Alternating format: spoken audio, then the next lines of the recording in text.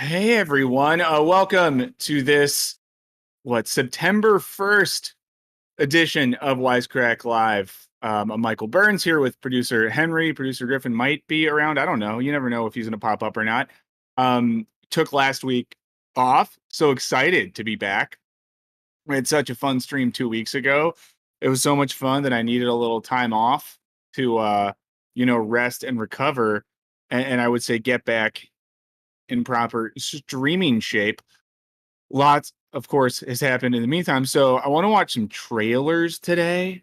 A couple for movies that look really ridiculous. Maybe we will revisit um some of the stuff around the most recent Johnny Harris video we talked about a couple weeks ago.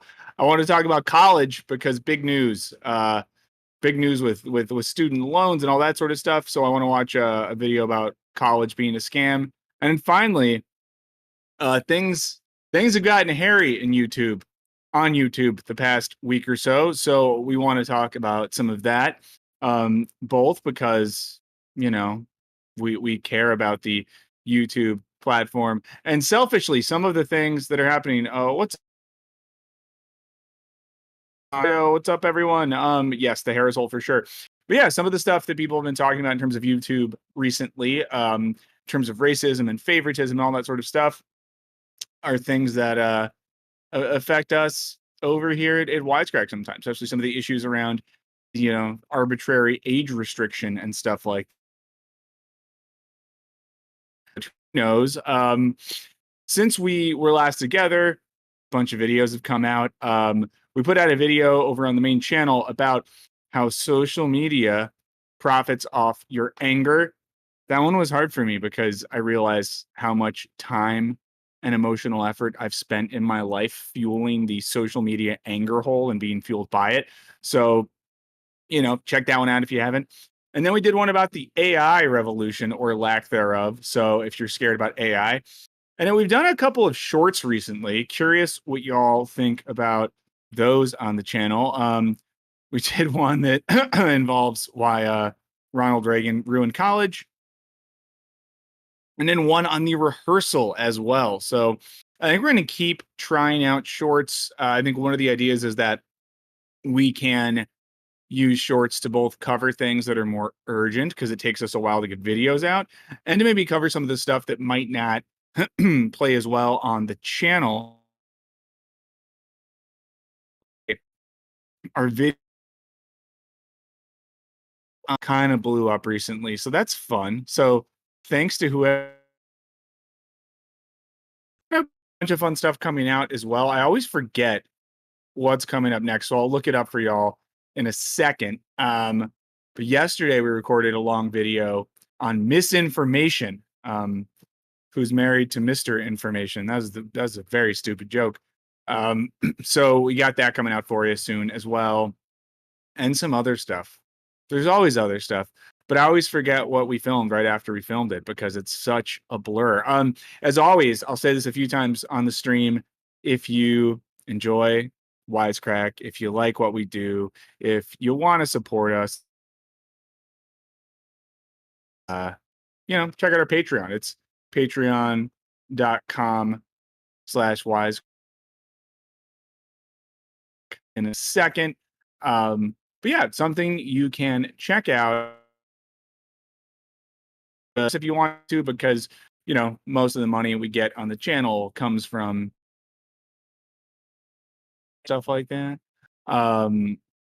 as well as from basic YouTube stuff. But the more people we have on Patreon, the less we're dependent on companies, corporations, Wall Street to support the channel. And we have some cool stuff on. If you hate ads, then Patreon. I feel like we have some technical problems. I'm just going to keep talking. Hey, sorry to Yeah, interrupt. Are you on your Wi-Fi still? Let's double check that. I'm definitely, my Wi-Fi is turned off on my computer. Okay, we might just be getting some internet hiccups. I can turn the Wi-Fi back on. No, that won't help. No, we'll just push on through. Okay, sorry, friends. It's always something, friends. It's always something. Sakyo Yama in the chat says, I dropped out of art college once things went online during the pandemic. I'm glad I did. Most of the things they taught I could learn for free online. It's better not to take on debt. Yeah, I think like when the pandemic started, my advice to some people was if you were in the States, I told people that they should drop out in college or something like that. MDMA.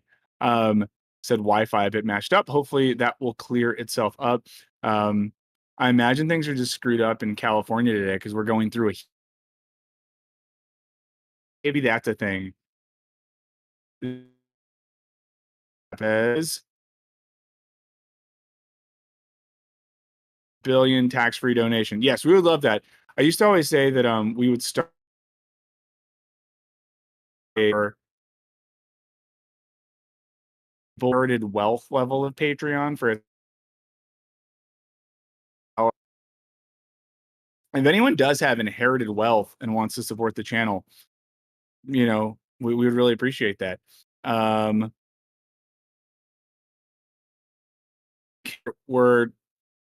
Here's what's going to happen. Wasn't sketchy when I had my Wi-Fi on. See what happens there. It seems like the wired connection is shittier than the actual one. And for everyone who's putting up with this. Yes, thank you all for putting up with this. We will be right back. Going.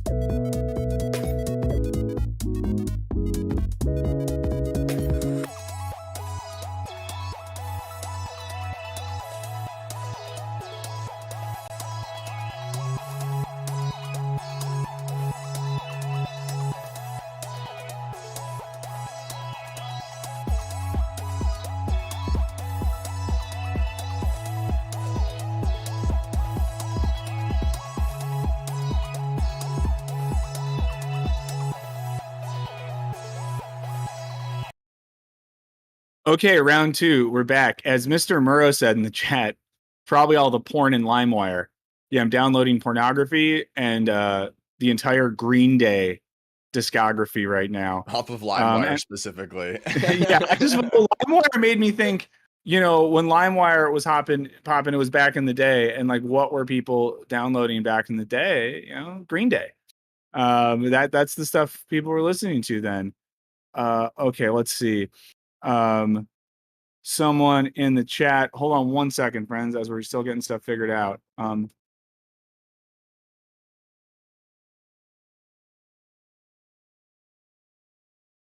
think it's looking better. Yeah, cool. Sorry, friends. I had to send a message because I'm not going to name them. One of our colleagues at Wisecrack clearly doesn't know that we stream on Thursdays at this time because I just got a slightly urgent message from someone that Griffin and I work with, and I had to say, "Hey, I'm hanging out with my friends on stream right now." So there you go. Monica Lopez says, "I thought you were on vacation." I was. So last week I was off. This week I'm back. I just got back on the other day. So I took some time off. Oh, Vox is here. Good to see you. Paul says Coursera is a great paid resource. You can get degrees at a fraction of the cost. That's good. Obara said, when I went to school in Canada, I met people who were international students from the US because it was cheaper. Yeah, that makes perfect sense to me that you would go to Canada for college because it's cheaper. And then someone said it's tons better, by the way. So there you go. We're doing better. We're trying to keep it up. Yeah, the vacation was fun, except for here's a fun thing that happened to me, friends. I got bit by a spider, and this is gonna sound gross. I'm gonna say something gross right now, and I got a bacterial infection because of a spider bite in my arm. Had to go to the doctor yesterday after I was filming with Griffin, and And just of course that happened to me. It's my first big chunk of time I took off in a while. I got a spider bite. Dominic says, "How was your vacay, Champagne Socialist?" The way you spelled champagne is fun because there's a city called Champaign in Illinois, the state where I was for my vacation. But it was great. I was definitely a Champagne Socialist. You know, I had my Southwest Airlines flights for $209 round trip. It was pretty great. Let's see. Yeah, and then Cramos Innovation says college isn't necessary for anything anymore. It's kind of not. I want to talk about college more later, but let's say it. And then let's see. Vox says, "Is Burns vibrating for anyone else?" Theories on the vibration. I'm not currently using a vibrator, so it's not that. I do not have a vibrating chair to massage my butt. I do have a air conditioning system near me that could be vibrating the table. Firth says there's a show about that city on Hulu. Yeah, Champagne Ill was really fun. It was a YouTube original show, and it's one of those YouTube shows that the Pauls ruined because I forget, was it Jake or Logan Paul that did the dead body hanging video? But there was this era where some of the YouTube originals were really good. There was that show, Do You Want to See a Dead Body, that Rob Hubel made that was really funny. Yeah, I guess the cam is shaking. Urinator, that's a good name. Said, "Do you go to college in Illinois?" No. Treeber said no vibrating, but he do be vibing though. I'm trying. Is your desk wobbling? Are you putting pressure on it? Is it shaking right now? No. Okay. Maybe, I don't know. Like sometimes I lean against the table. Am I having like a tremor? No. Maybe the spider bite infection is taking over. It does kind of suck to get injured in the same way that gave Peter Parker superpowers. Yeah. Yeah, it's kind of messed up. Okay, and yeah, someone says we're doing a Taken movie. Yes, we're using the same cinematography style as the Taken movies and the Bourne franchise to really make this an intense stream. Yeah, and I got back and been catching up on TV. I'm caught up on the new Game of Thrones now, House of the Dragons. I'm curious if people like it. I'm curious if people like that show. I'm basically enjoying it thus far, but it very quickly reminded me about how gnarly Game of Thrones is and how it was too gnarly for me sometimes. Carter said, "What's up? I'm supposed to be doing homework, but join in the stream instead." I hate homework, man. Kayla's here. Hi. Really hated homework the whole time I was in school. I didn't really do it a lot. But caught up on that. Caught up on She-Hulk, which I think is kind of fun in a low stakes way. I don't even want to say it's good. I just think it's fun. Like it's an easy watch. And sometimes we need easy watches. And hyped up for new Lord of the Rings show that starts tomorrow. So yeah, Firth agrees and says, "House of the Dragon's a good show so far." View says, "I won't watch anymore." Well, I don't know what you won't watch. I'm guessing Game of Thrones, maybe. Also, the rehearsal ended. We put up a short on the rehearsal you could check out. I'm curious if people watch that. Is the best. The rehearsal is the best. It's one of the best things I've seen in a while. I think Nathan Fielder is doing something completely singular. It's just the best. Firth had a job interview last week and his editor got it. Hell yeah. We like when people get jobs.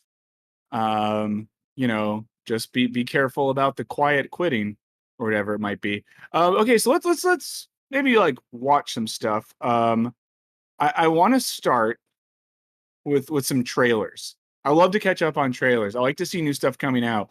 We've kind of had a dead zone in movies recently, so I'm excited to see some new things coming out. Obara said college is necessary for people who want to immigrate. It's almost impossible otherwise. I can't stay in Nigeria. 14 years in prison for lesbianism. Jesus Christ. Fuck, so sorry to hear that. And yes, that's a way to get out. Fuck, that really sucks. I'm really sorry. Not that I didn't make the law, but still. Mr. Navidad says Lord of the Rings starts at 6 p.m. PST, I think. Well, I know what I'm doing on work ends. Xenophy just got back from grabbing lunch. That's great. Christopher likes She-Hulk and that it fleshes characters out further. Yeah, and use the movie for action things for sure. Jacob was supposed to be on a job interview and they forgot to call him. That sucks, and I am sorry. Frank got fired. that sucks, but you know, the next thing is going to be better. Next thing's going to be better. Okay, so let's watch some trailer. I want to start with a trailer for a movie that, I'll be honest, when I first saw this announced, I thought it was a joke. And it is called Winnie the Pooh, Blood and Honey. And I'm pretty sure the story behind this is that Winnie the Pooh, the IP, was made public or fair use or whatever, so people are now allowed to do whatever they want with it. So it is a horror movie starring Winnie the Pooh. Some of you might know I don't like super spooky things. So if this trailer gets too spooky, we'll stop it. We'll stop it if it gets too spooky. We gotta check it. Oh yeah, and someone brought up basic philosophy books to read, and someone brought up Plato. There's a collection that's called like 5 Dialogues. That's the early Platonic dialogues, which I think is probably the best book to get started or something like that. But also the Stanford Encyclopedia of Philosophy is a great resource. So I would use that as well. Okay, let's see what happens. Let's see what happens with Winnie the Pooh.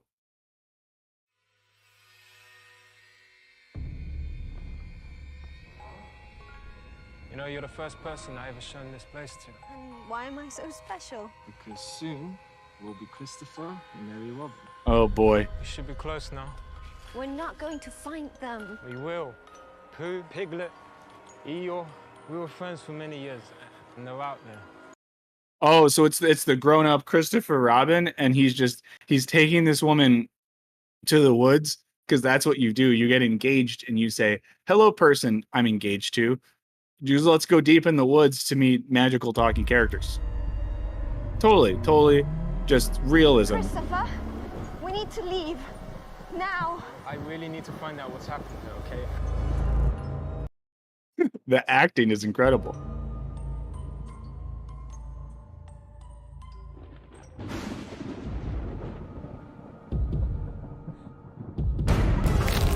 Jesus Christ!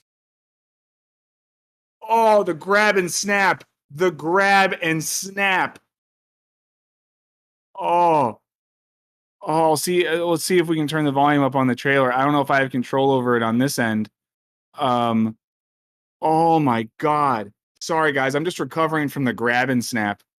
Oh boy.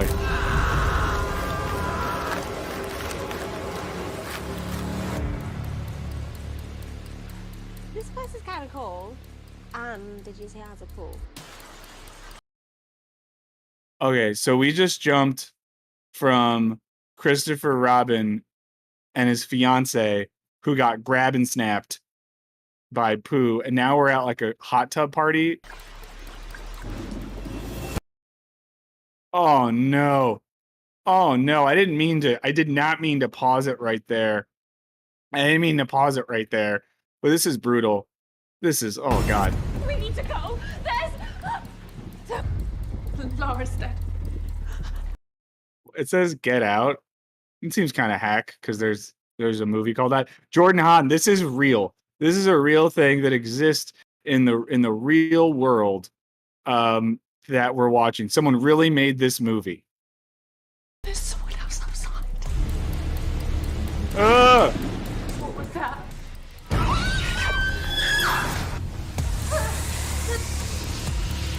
Oh, that was Piglet in the pool. Piglet in the pool. Oh boy. Oh! Jesus Christ. Vox says, you know how when you were 4 and you were like, Winnie the Pooh needs more boobs. We used to be friends. Why are you doing this? We used to be friends. Why are you doing this? Oh my God. It's because you abandoned them. The key is never abandon your talking animal friends in the forest because it'll come back to haunt you. Please. I would have never left, I swear. I swear.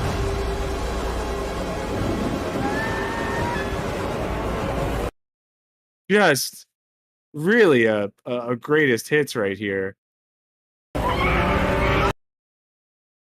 Yeah, Christopher notes that I don't like horror, which I don't. Oh, this image. Oh boy.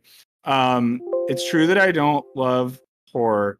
And I think we said once we would do some sort of like charity stream where I would watch a horror movie or something and let people vote. Right here, I guess that's Piglet right there, and I'm forgetting the names of the characters. It looks like the guards from Book of Boba Fett, but I'm forgetting their names. Oh my god. Oh, they're mixing the blood and honey now.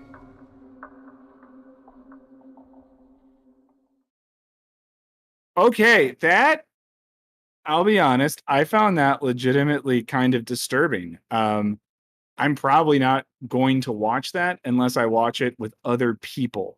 And they want me to do that. T-Rex says, if they don't use the victim's finger bones to play poo sticks, I am out. Thank you. Not gonna, the Gamorrean guard is who Piglet looked like there. That was intense. That was really intense. So I think that I'm just shocked that that got made, but you know, shouts for creativity. I want to watch another trailer, very different in tone, but a movie that explores a character that was important to many of our childhoods. And that character is Weird Al, who's a real person. And they made a Weird Al biopic starring Daniel Radcliffe. Let me say something about Daniel Radcliffe. How cool is it? I think it's genuinely cool that he, as a child and a teen, probably just made, you know, metric ass tons of money acting in, you know, the Harry Potter films. And since then, it seems like he's just having fun. Seems like he's doing fun stuff. And I think that's very cool. Plaradise says, what do you think about the new She-Hulk? Do you think it's too political? I don't know. I've seen, you know, the first 2 episodes, which I guess is what everyone's seen. It hasn't seemed too political to me yet. I think it's like heavy-handed. I think some of the stuff and some of the dialogue they say is heavy-handed. But yeah, was that Griffin or Henry? Oh yeah, I've been enjoying She-Hulk, and I find its bluntness kind of charming. Yeah, no, I think it's like, I tonally like it, and I've been a little burned out on MCU TV. So you know, let's watch another trailer. This is the Weird Al Yankovic story official trailer. Another thing where it's just like someone went into a room and pitched this, and I think that's so amazing. So let's check it out. Okay. Yeah, Malkadon loves horror movies. I want to love horror movies more. I'm trying, friends. Someone should like make me a full list. I've watched some of the classic horror films, but by no means have I gone deep on that. So let's see.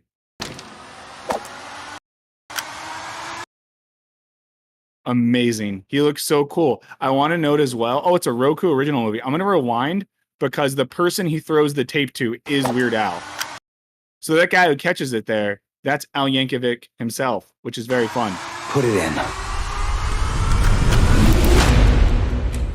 This I'm tired of people thinking I'm some kind of joke. Your dad and I agreed it would be best if you just stop being who you are and doing the things you love. My whole life, all I wanted. I'm afraid we found your son at a polka party. Just to make up new So tonally, this looks kind of absurdist. words to a song that already exists. Oh, well, you should do that then.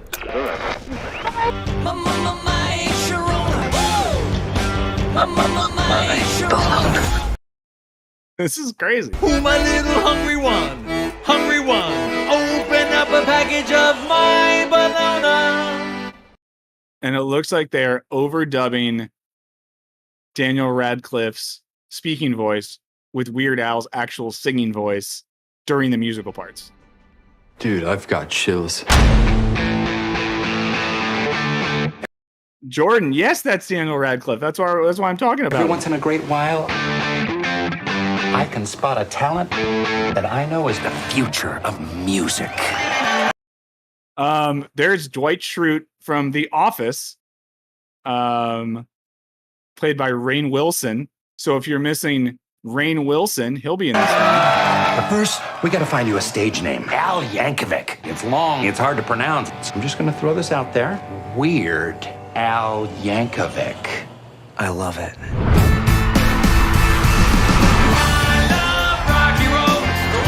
Weird Al has taken the world by storm. Do I know you? Madonna. Wait, who's I was playing wondering Madonna? if you were going to do a parody of my song. Like a virgin. Is that Naomi Watts? I'm curious, is that song Or is that Mrs. Maisel? autobiographical? Yes. Except for the fact that I've had a lot of sex. So in this official story of Weird Al, he lives in a mansion and has sex with Madonna. Name me one creative genius that doesn't have a checkered past involving alcohol That's the medicine. and drugs. Is this? I want to know how real this is. I think Madonna's a bad influence on you. What? No offense. I'm a train wreck. My parents wrote me off. I pushed away my band. You're all just a bunch of normals. I'm the weird one. Okay, so this definitely isn't weird. Oh, you're right. It's the person from Westworld. Take care of yourself. I saw in you something special. An artist with something to give to the world. In front of all the billions of people watching around. So it seems like this is also structurally similar to the Elvis movie that just came out. The world right now. Oh yeah, it says in the chat. Please hit the like button if you're here watching it and you don't hate it. Even if you do hate it, like it sarcastically. All I want to say is be as weird as you want to be. You will never Who changed music literally. find true happiness until you can truly accept who you are. Thank you.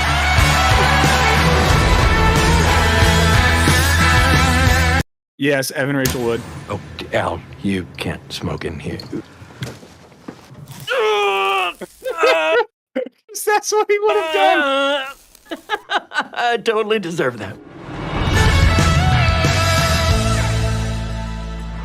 Okay, I don't know if I will be watching Blood and Honey. I do know that I will be watching the Weird Al movie. McKenna says, I think Elijah Wood is in the same boat of doing stuff that he enjoys. Oh, for sure. That's great. Okay, so there's some movies coming out. I'm excited about one of those. And I really want to go to the movies soon because there's a heat wave where I live. But I won't talk about the heat wave because then I might talk about the changing climate. And listen, we're not here to get political. We're not here to do that. But speaking of not getting political, you all might know, for people who are regulars of the stream, that we enjoy a type of cave diving on Wisecrack Live. In particular, we love to dive deep down into the Harris Hole. What is the Harris Hole, you might ask? Well, the Harris Hole is the digital media work of one Johnny Harris. We watched a Johnny Harris video 2 weeks ago on the last stream where he talks about why America got so big and how the map was made. And he sort of told the story of European exploration and colonization in a way that some felt was lacking. And since we were together talking about that, there has been a response video made. Now, something that I love about the response video as well is Johnny Harris himself commented on it. So I don't know if we'll watch the whole thing, but let's watch a little bit of this video. This week, I saw this new video by Johnny Harris. What's the channel? It's how Johnny Harris rewrites history. So if you... Oh. So yeah, and if you didn't watch the last stream, the basic gist is... Sorry, I'm getting hydrated because it's so hot here. Johnny Harris made a video about maps and world history that was, I would say, a little bit reductive about how colonization worked, how, the motivations and the justifications of European colonization and the actual practice. So let's go into the Harris Hole right now together. And if you've never been in the Harris Hole before, your first time might be a little weird, but you're going to like it. This week I saw this new video by Johnny Harris, and in it he's lying to you. The video looks amazing. Right off the bat, I saw a video by Johnny Harris, and in it, he's lying to you. That's a great start to a video. It has map roll porn and... He says map roll porn. This guy knows about the Harris hole. It's also wrong. He simplifies events, screws up the timeline, and he's rewriting history. As a historian, it's painful to watch. Since leaving Vox, Johnny Harris has become a YouTube god. Just putting his name in a title guarantees views. What? But with these views also came criticism. He's been accused of putting out Hey, it's our buddy Tom Nicholas. Propaganda, not citing sources, and today of simplifying history so much it's harmful. So what's this video actually about?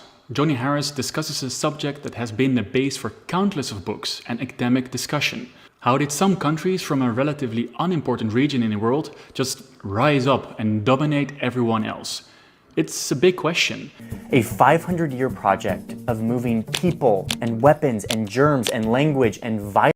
Hey, John Rivers. And the outcome still influences our world today. So it's extra important to get the facts right. Don't get me wrong. I love Johnny Harris. He has inspired millions, including me. I'll say this. Johnny Harris has not inspired me. Although I guess inspiration can be both positive and negative. So he's inspired me to watch these videos. He's pretty much the reason map animation exists on YouTube, and he promotes therapy. I'm a giant fan of therapy. I like that. In fairness, he promoted therapy right there for a BetterHelp ad. And you know, as someone that's also had to do BetterHelp ads, I get it. But I don't know if that means he's just promoting therapy. But he pushes storytelling far beyond the limits. Let me explain. Johnny sets the stage for his video. Europe was... But the fact is, there wasn't an abundance of anything in Europe. Instead, Europeans were just farmers barely scraping by, constantly in debt to a few rich landlords. Life in Europe was scarce and miserable. That really pissed off people in the comments. He then goes on to talk about... It is funny that people got pissed off that Johnny Harris talked about their European ancestors. According to Johnny, we're doing just fine in this time. Meanwhile, there was a bunch of other empires around the world that were thriving. All of these empires were trading with one another, making all of them even richer. They all had better everything than Europe did, and miserable Europeans eventually wanted in on all the trade. So, what goes wrong here? Well, let's start with the whole wretched place and landlord thing. Johnny voices this general idea about Europe in the Middle Ages. Everything was shit. Dude abides is here, up from a nap. Glad you're here. And everyone went to bed without dinner. That sounds bad, right? Well, the time period he discusses saw a lot new technological innovations that made agriculture way better. With all this innovation, there was a lot more food, and the population of Europe grew a lot. Between the year 1000 and 1340, the population of Europe grew from about 38 million people to 73.5. And then the Black Death killed 30% of Europeans. But this Black Death actually made things a lot better for the survivors. It meant the end of serfdom in Western Europe, that landlord thingy Johnny Harris is talking about. Why? Well, labor was really scarce, and that... So the Black Plague killed landlords off. And that meant that workers had a much better bargaining position against their landlords. Of course, this didn't happen everywhere at the same time, but even so, generally seen, the situation of the farms in European states definitely wasn't worse than those in the empire Johnny Harris mentions. I will say I had a moment of feeling empathy for Johnny Harris, and I'll express it honestly. I empathize with the idea that sometimes when making a YouTube video, you are forced to reduce complex ideas, histories, and theories into a condensed format. Because, you know, it's still, I'm haunted by, so we did this video a couple of months ago on Superbad, and it had some stuff on the philosopher Hegel in it. And we talked about Hegelian dialectics. And we kept it pretty simple because I just thought, why open up a whole can of worms? And then a couple of comments where people trying to tell me why I was wrong about Hegel. And it was like, no, but I'm not. I could say more, but it's just one video. So I guess I have some empathy for the fact that it's hard to like really dive into the meaning of history. Also, if you're just joining us, hello, Wisecrack Live. We're here. We're watching a video about how Johnny Harris rewrites history, a critique of the last Harris video we watched. We're going to get into college next, and then we're going to talk about YouTube and its problems. Thanks for being here. Shout outs to producer Henry who's hanging out. Be sure to like this if you're hanging out with us. It means a lot, keeps us getting people here. So really appreciate it. Check out Patreon. Let's keep watching. So then Johnny says there were no shiny things in Europe. There wasn't an abundance of anything in Europe. But trade with the empire he mentions really existed for a long time. And shout out to everyone who's watching this at work. I think that's technically quiet quitting. Since Roman times, there was the Silk Road. You know, this network of roads, shipping lanes and towns that connected Asia with Europe. Just sometimes the trade broke down for a bit. Yeah, Zeleny Sock, you're right. Like, analytic philosophy is great in that way because at least when we're dealing with like logical propositions, we can get to it very simply, which is nice. This is what happens when the Ottomans conquer Constantinople in 1453. They come in and introduce higher taxes. So Portugal and Spain, they didn't really search a route over land. They wanted to cut out the middlemen entirely. So the exploration of Spain and Portugal actually had a long history. Also, when he describes Europe in this time, he completely ignores one of the most pivotal moments in this time period, the Renaissance. This is a period after the Crusades, when knowledge from the Middle East was brought back. Simon says, my conspiracy theory is that Harris is a CIA operative. I mean, Vox says, this is the thing where college is useful. YouTube or even Coursera can give you basics of Hegelian philosophy, European history, and Marxist cultural criticism, but not a deep dive. Like, yes. I mean, that's the thing. I think that, and we're going to talk about college more later, so I'll tease this a little bit now. I think the business around college is the problem more so than college itself. And I do think, like, and Vox is totally right here. Some might say, why waste my money? Because I can go to the library for free, watch YouTube videos for free, listen to podcasts for free. And you can learn so much that way. So much more than people could have 20 years ago. But especially for like humanities subjects, especially philosophy, philosophy is a dialogical discipline. You read early philosophical text, and it's just like two dudes, and yeah, it was all dudes, hanging out and talking. Well, why? Because philosophy as a method of discourse presupposes the dialogue between two rational individuals, right? And that's why we talk about dialogue and dialectics in philosophy. So I think that it's important to do that. Yeah, Vox says the danger is people treat a YouTube video like Wisecrack, like they're an expert. Yeah, I mean, it's totally true. There's something we talk about. I think it's in like the online rage video. We talk about that phenomenon a little bit. So yeah, also shout outs to anyone.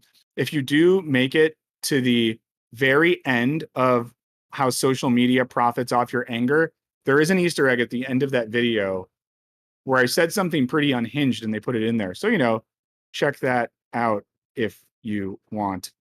So yeah, let's keep watching this, but I'm excited. We're talking about education a lot today. We love education. Scholars, Italian states, saw Roman and Greek texts in new light. This led to flourishing culture, improvements in architecture and art. I mean, the map that Johnny shows of the world, yeah, that was rediscovered in the Renaissance. Okay, so Europe wasn't this awful place. There were shiny things, but Europe was geopolitically isolated. And yes, they did want in on the trade in the East. So Johnny then goes on to explain why Spain wanted in on all the trade, because of Portuguese action. Portugal's workaround was literally to go around the continent of Africa. And suddenly the Portuguese... Dominic, I will send anyone who watches every Wisecrack video, I'll make you a diploma. And Kayla, you're right, especially when our editor Jackson is editing, he tends to add Easter eggs to videos. So not Easter eggs, stingers. So, you get rewarded sometimes, friends, if you stick around to the end of a Wisecrack video. I'm not even kidding. And it's not because I want you to get to the end so then I say, hey, like and subscribe. It's because you get to the very end and you get to hear me say something unhinged. Portuguese are dressing in luxurious fabrics. Okay, so now Spain sees Portugal hitting the jackpot and they're kind of jelly. They want in on this too. They need to establish their own trade route to Asia. Okay, so the Portuguese, they were flaunting their goods. Spain wanted in on the trade. Let's look at the timeline here. So Columbus leaves in 1492. What is the first time the Portuguese actually managed to reach India? Right.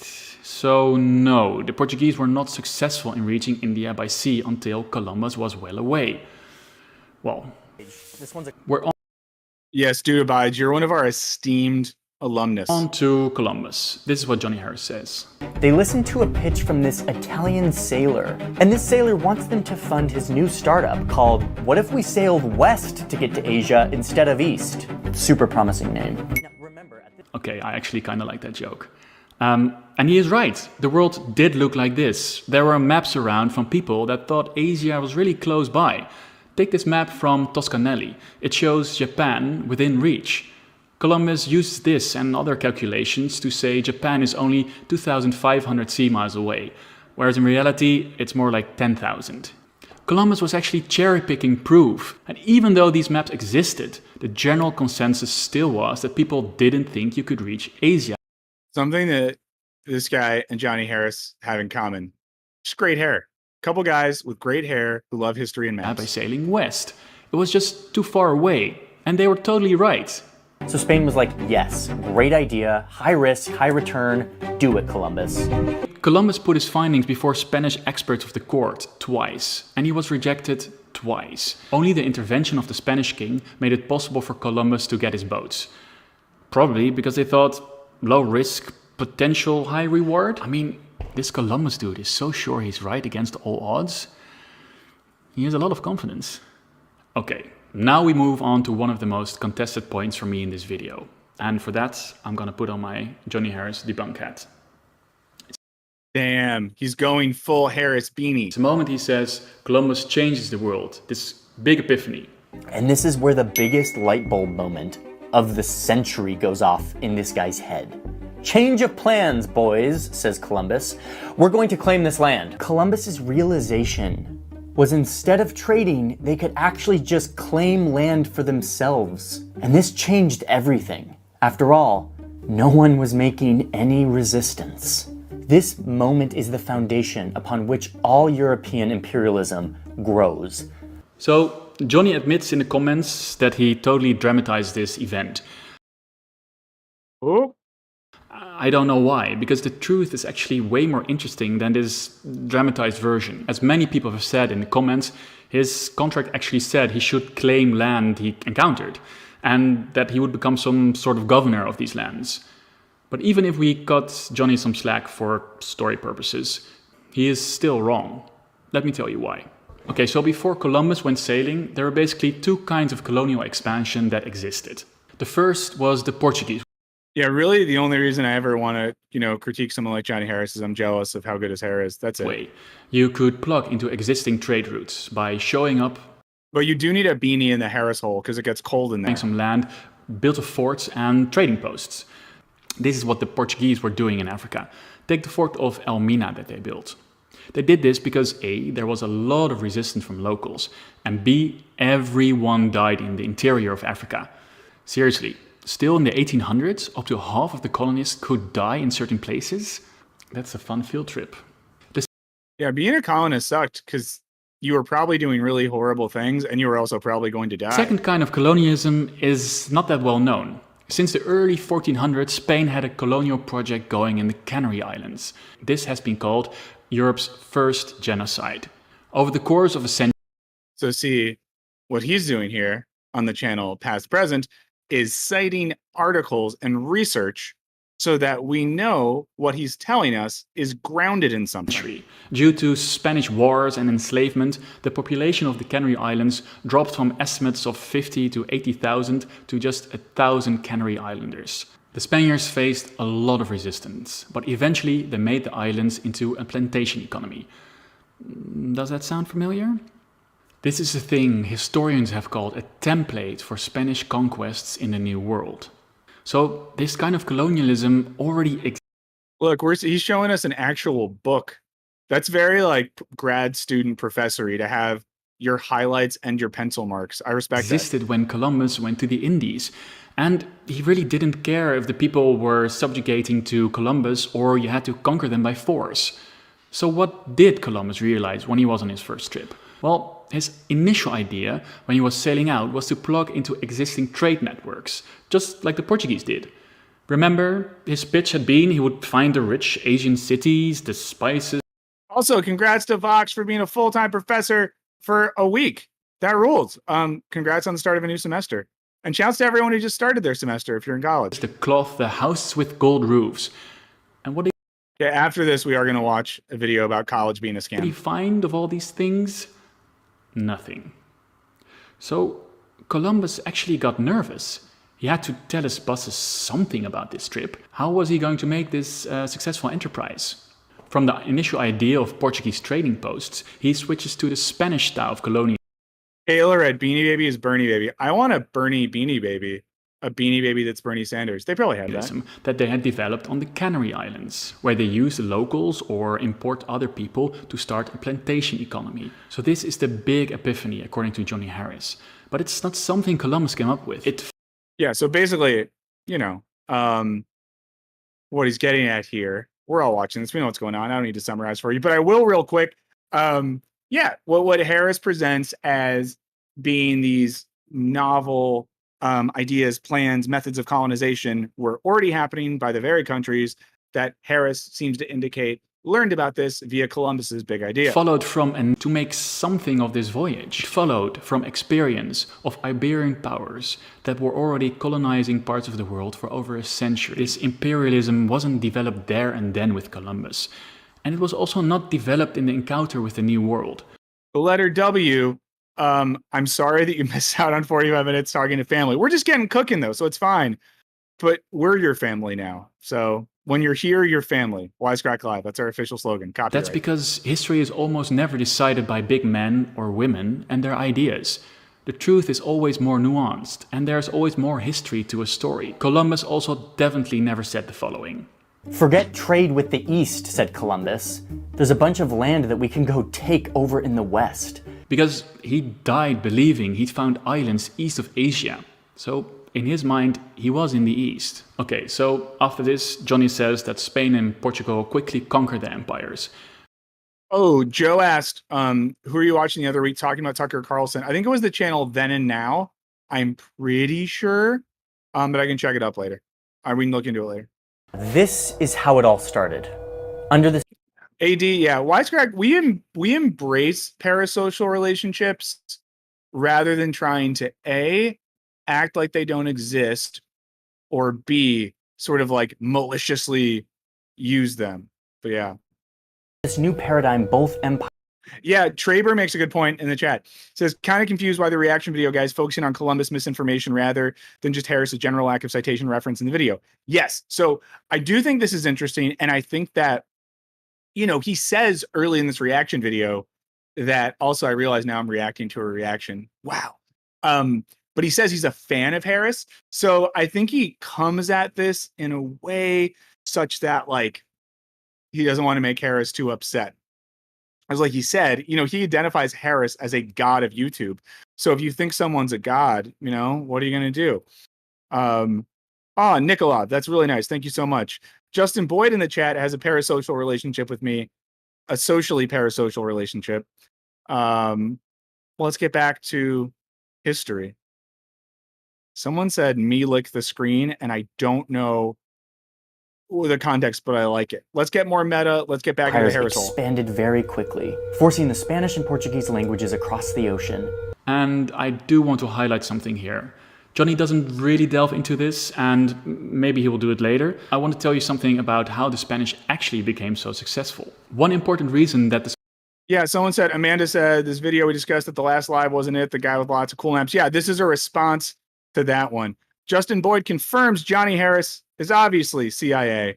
Yeah, again, everyone, check out Tom Nicholas's video on Johnny Harris, where he basically calls him an op. Spaniards were the empires they found so quickly. Views is with Justin Boyd. I'm not CIA, as everyone knows. I'm IRS. I'm here to just incept you all to realize that paying taxes is important. Is that they befriended local I'm kidding, I'm IRA. Factions that were angry at the most powerful factions around. The Spanish were really trying to exploit domestic divisions. If you explain this story in a way that the Spaniards didn't really have any help at all. It makes them seem like these powerful European warriors that were destined to take over. It directly feeds into later ideas of the racial superiority of Europeans over all other peoples. And if you do this, you also make these people look like one blob of uncivilized tribes.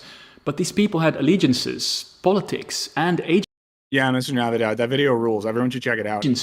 They chose to support the Spanish, something that didn't really work out for them in the end, but they chose so themselves. Okay, so my rant is almost over. I am going to tell you why this is all so bad in a bit. But first, I want to compliment Johnny on the start of this series. See, he's going to compliment him. Yeah, he's not out here looking to make enemies like some of us are. Saw quite a lot of people. Ham Gelato says, we as the audience reacting to reaction video to reaction video. Oh boy. And the letter W does not want me to get waterboarded in the Harris hole. I don't want to get waterboarded in the Harris hole either. In the comments complaining about. And Christopher, like that IRA, with their tanks and their bombs and their guns. About him as a kind of a social. Aaron, thank you so much for hanging out. And I'm glad you're here. Social justice warrior. About how conquest and subjugation of people was normal in all of history. This is true, but I still think we have to talk more about European colonialism and the legacy of it for two reasons. First, the scope, and then the ideology. European powers dominated almost the entire globe. They raped, pillaged and extracted resources. If China had taken over the world, it would have been equally as bad. But they just didn't. And second is the ideology that with the conquest was spread around the world. People are moral persons, and to kill or enslave another human being, you must dehumanize her. So from the start of the... Yeah, and that's like one of the things that I got annoyed at watching the Harris video was the lack of an account of, you know, the ideological apparatus that was motivating colonization, right? Because on the one hand, you have this idea of monarchy and a divine right of exploration, conquest, and whatever. You have the emergence of trade-based economy, and you also have a certain type of real icky version of political theology that gives you this excuse to go do whatever as long as you are building out Christ's kingdom. And, you know, of course, you have this sort of like Lockean thing where God wants us to take care of the land and the earth. And if I deem someone else incapable of doing that, or if I deem them subhuman, then I can just take their land and do whatever the hell I want. Let's see.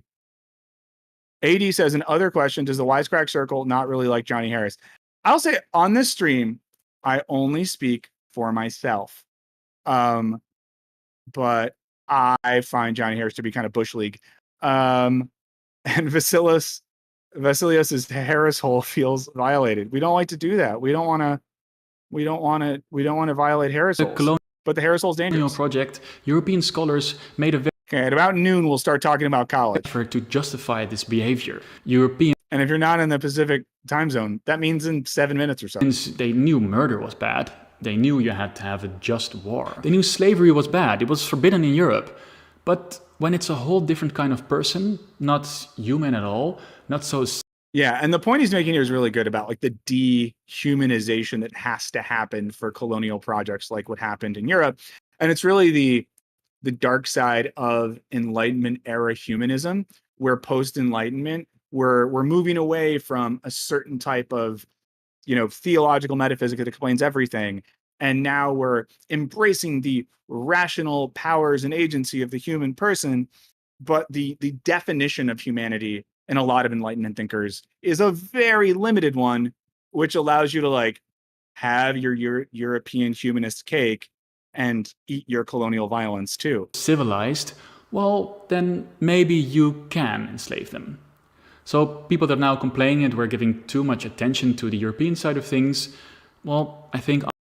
AD, yeah, Bush League is like yeah, it comes from baseball, and I think sort of implies like lower league, not as skilled or whatever. View says Britain always enslaved Irish.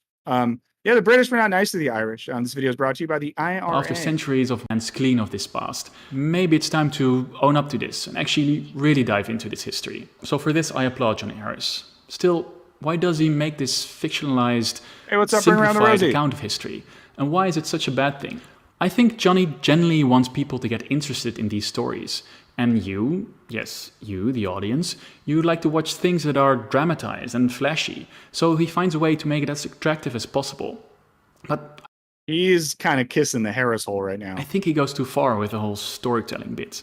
It's a bit ironic that the criticism Johnny has for the news could also be leveled at his work. The news is too flashy, not nuanced enough, and it makes you feel informed. For this piece...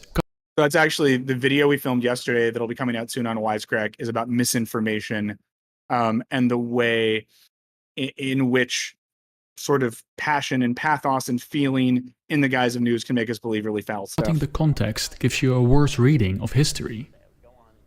The education niche of YouTube is not like a peer-reviewed paper. It's also not as fictional as Hollywood true stories. I think on YouTube, viewers have an expectation that information is accurate. I think they do. And I definitely think on YouTube, there's a correlation between, and I don't know what you all think, but you know, if a channel's been around for a while and has a good subscriber count and decent views, I think you do assume they know what they're talking about. Like, for example, Past Present, his channel, I don't know his precise academic background, but he self-identifies as a historian, has a lot of interesting videos. So I assume there's some truth to be had here, but I'd be lying if I said I've like looked into it, although it is nice that he shows sources in his videos. Many don't have the background, tools, or time to check if it's really the case. And so posting a simplified narrative is maybe the only information people are going to get from a certain subject. So why should he care? Is this all nitpicking and jealousy from a micro creator? Well, let me tell you a story. Micro creator, don't be so hard on yourself, man. About something that I know Johnny cares about. It's the origin story of the myth that people thought the world was flat in medieval times. That's actually a total legend, and I have no idea why I was taught that in elementary school. How did that happen? I actually am genuinely curious. His hair looks better longer though. He's great hair, but I like it's better when it's longer. How did that happen? This myth is mostly the blame of the novelist Washington Irving. He wrote a fictional account of Columbus's travels. Irving really went to school on the storytelling.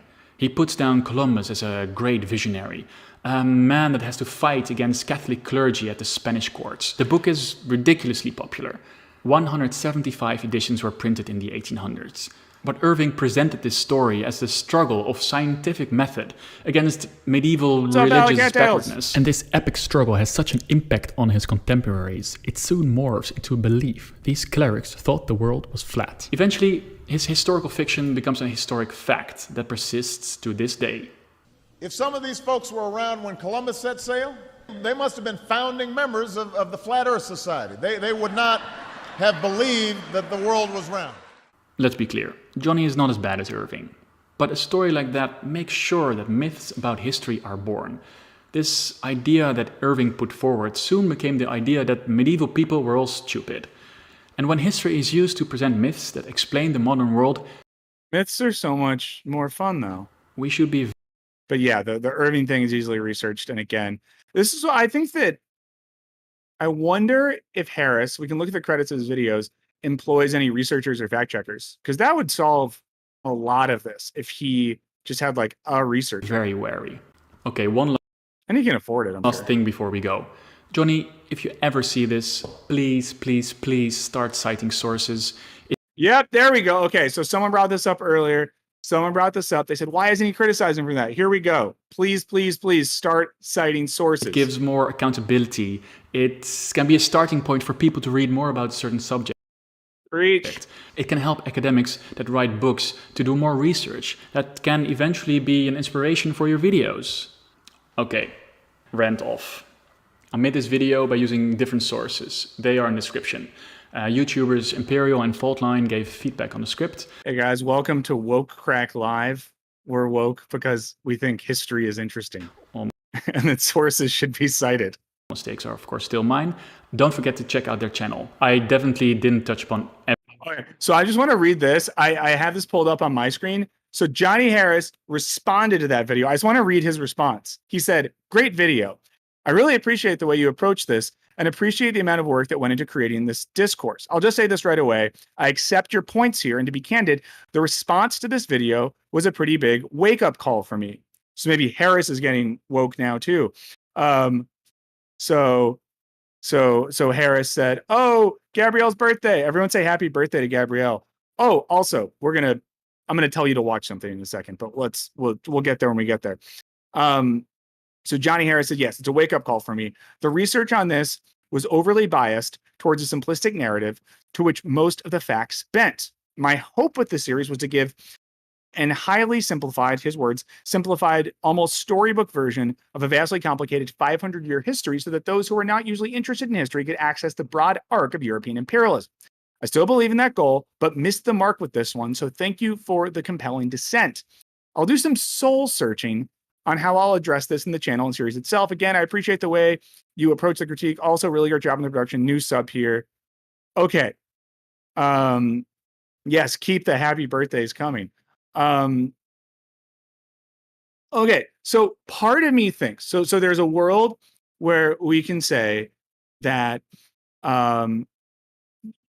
you know, that Johnny Harris is showing some humility here, and he's doing something, you know, showing some humility, being a little responsible with it, yada yada yada. But also it's just like, I don't know, the I'm gonna do some soul searching thing. I don't know if like soul searching is the way to do that. I'm gonna say this out loud. If you're still watching Justin Boyd, can you text me where Gabrielle's series is on YouTube for her birthday? I wanted to see that. And I was gonna shout it out and now I can't find it.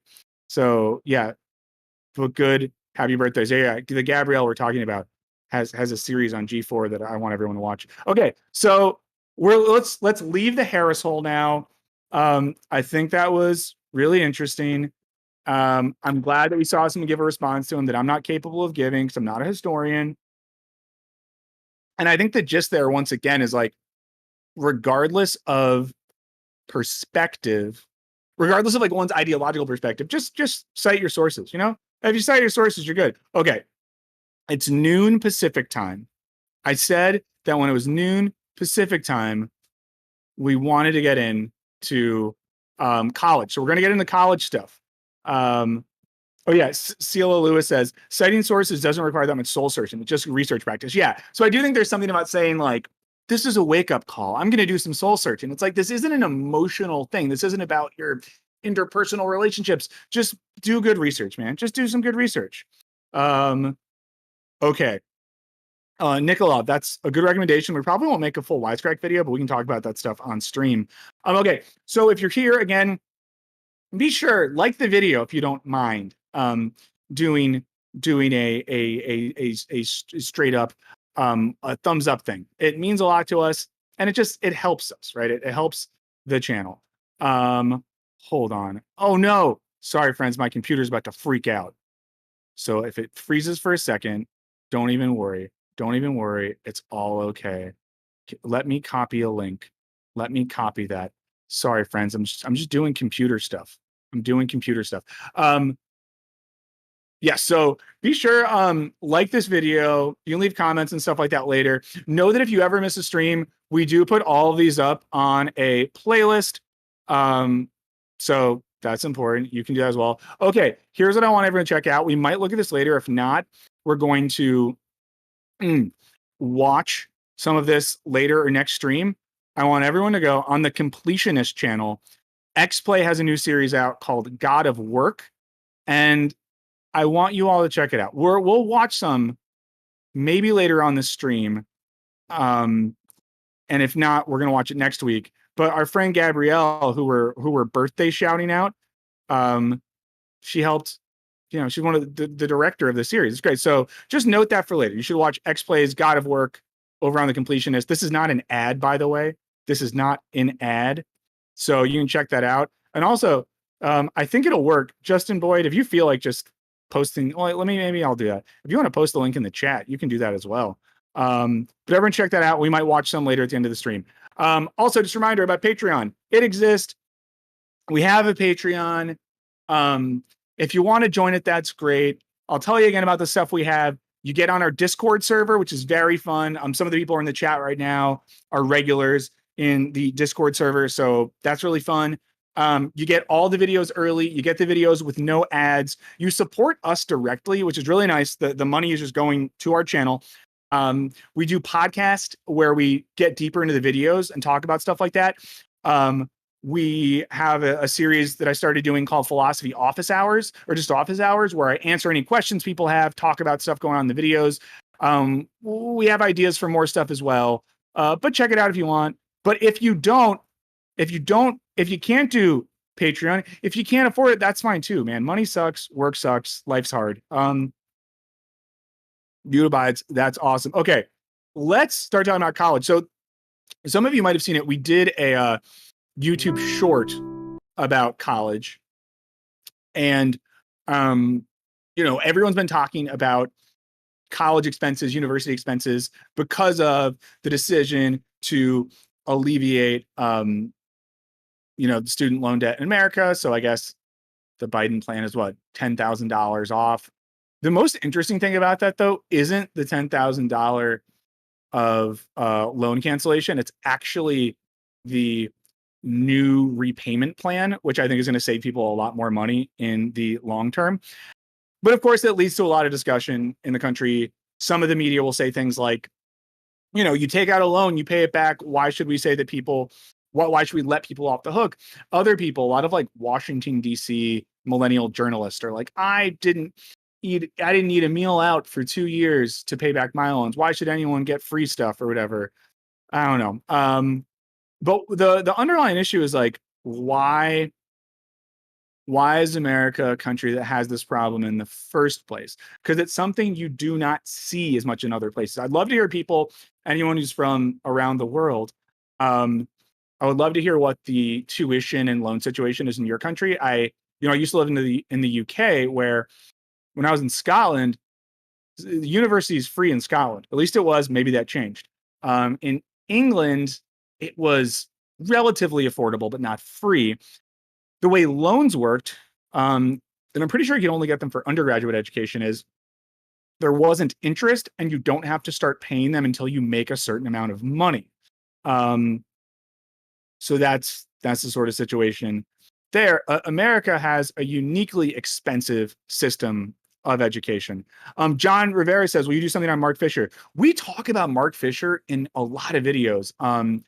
I wish I could remember all of them off the top of my head, but a lot. I'll try to think of a list later. We talk about Mark Fisher a lot. So let's watch this video. Short. I haven't watched this one. It's not super recent. But it's why American college is so expensive. So let's check it out. Okay, yeah. So Gabby says, in Brazil, it's free, but it's hard to get in. ER said, I live in Iceland and I worked part-time at Domino's for a month and it paid for 1 year of college. ER, I need tips. I might go to Iceland next year. Blue Deck says, UK student loans are a graduate tax. Mexico has free public universities. Yeah. In Canada, it's relatively affordable. Thanks for sharing all this, y'all. Cool. Let's watch a little bit of this and check it out.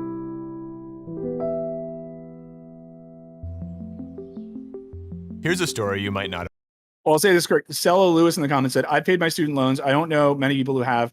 I want others to not have the burden of debt. That's also it feels like a uniquely American thing, that if a positive thing happens to one group, people's response is largely, what about me? Which, I don't know. I've heard. In 1946, President Harry Truman created a commission to make recommendations for how to reform higher education. After doing extensive research, the commission released a 6-volume report arguing that higher education was becoming increasingly and should be accessible to everyone, regardless of age, background, or ability to pay. That seems fair. I mean, it's also just the thing, too, where like the more that employment, at least in America, has become dependent on a college degree, it seems to privatize or make that thing exclusive is very detrimental. As a first, Ring Around the Rosie says, why does America claim it's the best all the time? American exceptionalism is a hell of a drug, Ring Around the Rosie. It's a hell of a drug. We grow up listening to Toby Keith music and eating freedom fries, and it infects our brains. First step, the Truman Commission proposed making freshman and sophomore year of college totally free at public universities. The commission also recommended offering grants to fully cover living expenses for students who needed them. and it recommended providing all of this on an inclusive basis, dismantling racial and religious exclusion, increasing women's enrollment, and creating more flexible admission standards to account for economic. I'm not one of those people that knows a lot about presidents. And I feel like we're like Truman, you know, maybe not the best, but this is all good stuff. Like 2 years of college totally free, grants for living expenses. Because of course, that's a thing we never think about is like, even if someone's going to pay to go to college, living expenses are higher than ever. So they're going to pay for that. We don't like exclusion. We like women's enrollment, creating more flexible. Yeah. Also, the SAT test. Am I right? Disadvantages. And that was all just supposed to be a first step. How did they propose to pay for this? The commission found that the phenomenal increases in productivity per worker from technology would generate enough social surplus to. This is what Truman thought. This is what guys, this is crazy. Phenomenal increases in productivity per worker will generate enough social surplus to support education at all levels far more adequately in the future than we could in the past. So basically arguing for sharing the wealth created by technology and automated technology. Support education at all levels far more adequately in the future than we could in the past. That is, so long as we made education a collective priority. And then, Congress implemented the Commission's recommendations, and college has been affordable to everybody who wants to attend ever since. That's not true. Okay, that last part isn't true. Actually, it's just the opposite today. America is drowning in student debt. $1.7 trillion. That's so much money. That's just so much money. And growing. It's hard to imagine a presidential commission making the types of recommendations that the Truman Commission did, even though we live in a much wealthier, more integrated, and more technologically advanced society. What happened? Well, the Truman Commission was right that productivity would continue to increase, but we did not make education a collective priority. Or, more accurately, political elites who are worried that too much education would lead to too much equality didn't make it a priority. And that's like a very real thing. I think they talk about it more in this video, but yeah, there was genuine fear that education would harm the ruling class because it would make too much equality. Wam Kim says, I just want to point out no one argued against PPP loan forgiveness, but then working class people have their education loans forgiven. It's a huge controversy. Obara says the interest on student loans is evil. Very much. Let's see.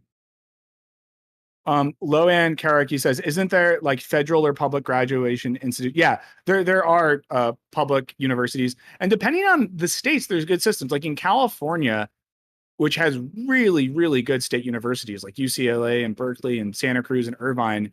If you're a California resident, it's relatively pretty cheap.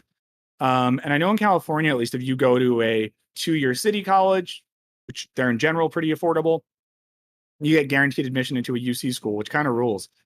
Which is why I've told my wife, if we have a child and it ever wants to go to college, it better get good grades and go to a UC school because we can't afford anything else.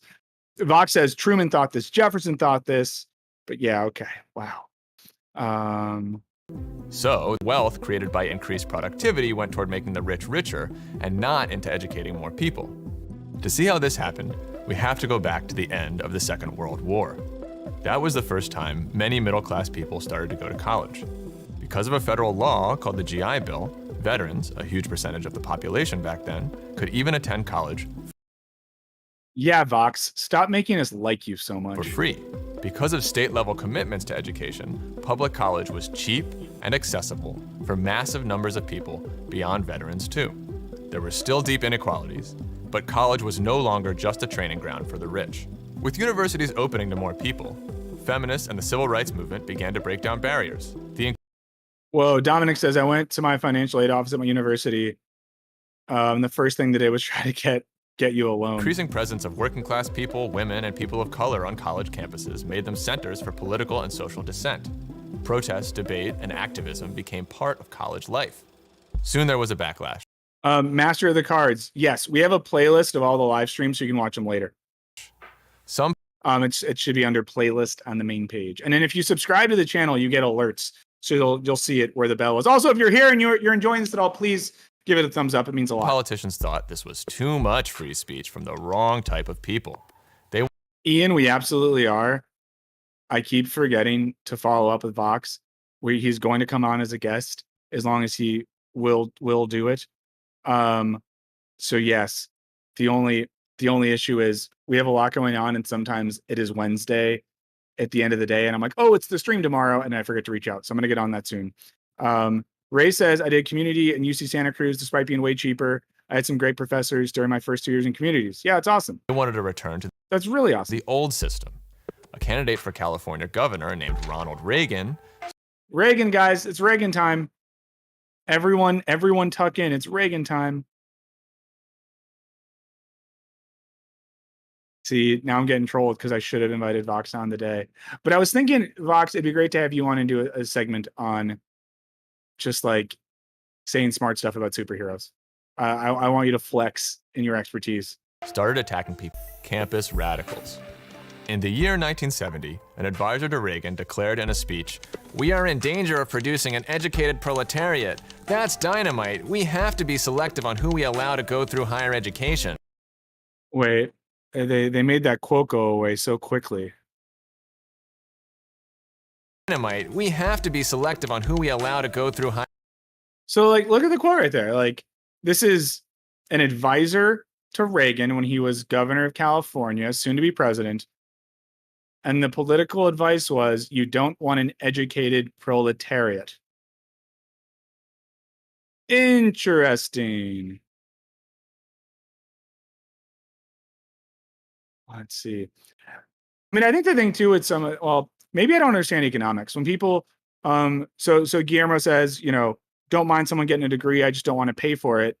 I just wondered, like, I think when we think about taxes and we say like, but I don't want to pay for it, it's like, I don't know.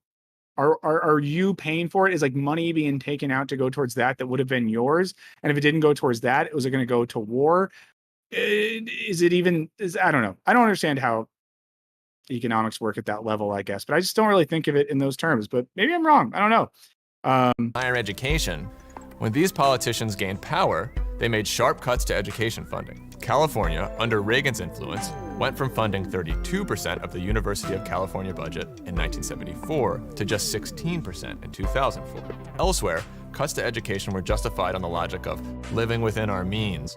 President Gerald Ford criticized New York City's. But then I think the question, when people say useless degrees, right? So this gets into like, what is the teleology of getting an education, right? What is the point of university level study? And I think this is where a lot of confusion comes up, right? Because I think there's this one sense that the point of university education is solely employability, to get a job. And if that's the case, then one could say that studying philosophy or theater or poetry or religious studies, sorry that I burped on stream, or whatever it might be, is useless. And that would be correct. If the point of getting a higher education is to, you know, develop one's humanity and perspective and challenge one's assumptions and presuppositions by, you know, entering into dialogue with others while learning about, you know, text and historical documents and works of art and all that sort of stuff, to become, you know, better humans, better citizens, more ethical beings, more aesthetically inclined beings, more thoughtful beings. And if that's something we think of as a baseline good, then I don't know.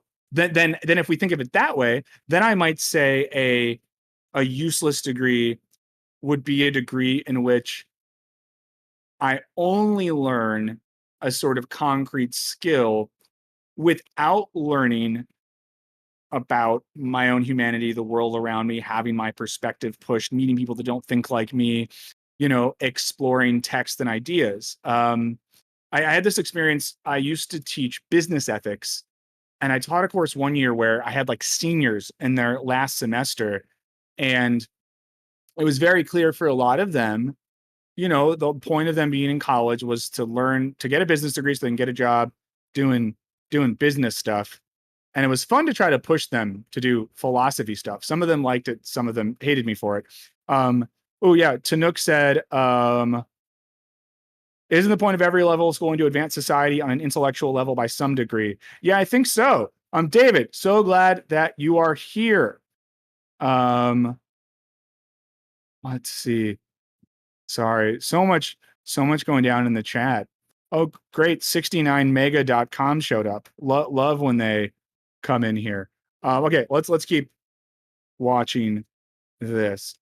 Yeah, View says the US liberal arts specialization model is alien in the UK. Yeah, for those that don't know this, in the UK, you kind of go in with the degree and you take a series of exams when you're like 16, 17, then apply for a specific degree.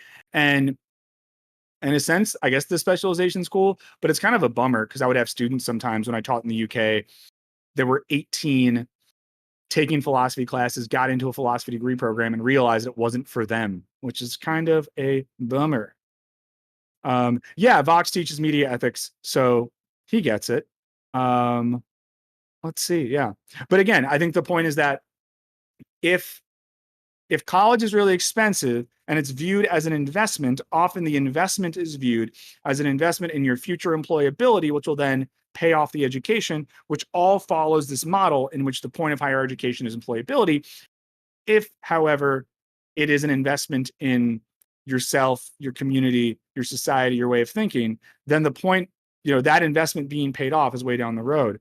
The Canvas says, I'm willing to contribute to other people's degrees. It directly improves my surroundings and my community. There's no better investment. Yeah. I mean, I don't know. Like, I guess it's the same way where like, I don't mind if my money goes towards the library, even if I'm not actively checking out books, because I think it's dope that people get to read books and check out movies and stuff like that. Yeah, I don't know.